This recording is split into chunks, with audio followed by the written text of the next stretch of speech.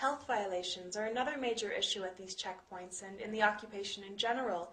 Here you can see a Palestinian green and white plated ambulance that's pulling over to the side of a road to allow a yellow plated Israeli vehicle privilege priority on that road. And these ambulances will sometimes wait for hours before reaching the checkpoints themselves. And when they get there, they're oftentimes not sort of rushed through quickly, but actually held at gunpoint, as you can see in this photograph, while another soldier will go around the back to sort of screen through the back of the ambulance. And the reasoning given for holding up ambulances oftentimes even longer than average civilian vehicles is that apparently in the past these ambulances have been used to transport weapons or people wanted by the Israeli government. And well, I've done a little research on the subject and discovered that actually there is one documented case of a Palestinian ambulance being abused for these purposes.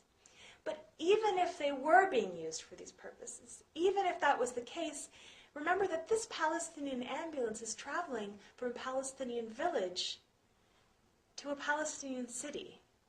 It's not traveling from the West Bank into Israel, and that is where these checkpoints are located, between Palestinian built-up areas, such that in what way is holding up this ambulance endangering the lives of the people in back of it? In what way is this contributing to the safety or the security of the Israeli population, let alone the entire Palestinian population?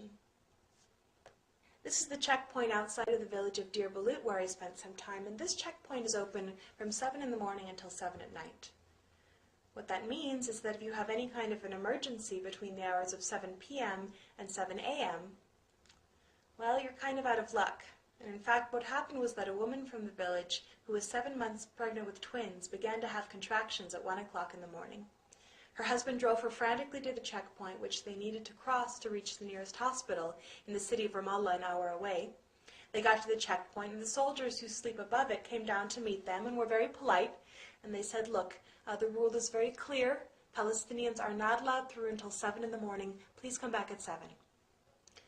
Well, the woman obviously couldn't wait 6 hours to have her babies, and so they argued a bit more. And the soldiers, again, they were very polite and even apologetic, and they just kept saying the same thing over and over again. They said, look, we didn't make the rules. We don't even agree with them. We're just following orders. We're just following orders. This is something I hear from soldiers almost daily.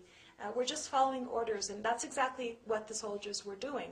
At that point, the husband decided to call an ambulance to come from Ramallah City, an hour away, to the checkpoint, so that all it would take would be for his wife to walk by foot from her own vehicle across the checkpoint to the ambulance. Ambulance arrives an hour later, and the soldiers come down shaking their heads, and they say, look, it doesn't matter if you're going by foot or by car, you're still Palestinian, it's still the middle of the night, you still can't cross.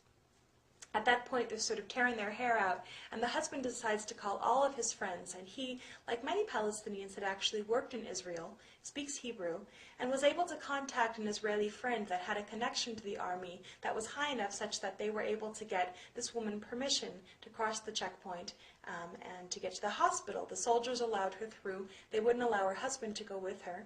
She got to the ambulance and immediately began to give birth to the twins. And the twins were born, both of them alive, and basically healthy, except, of course, that they were 2 months premature.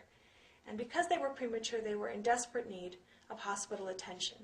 And because they were an hour away on a bumpy road in the middle of the night, having waited almost 2 hours at the checkpoint, they weren't able to reach the hospital in time. And because of this, both of this woman's babies died.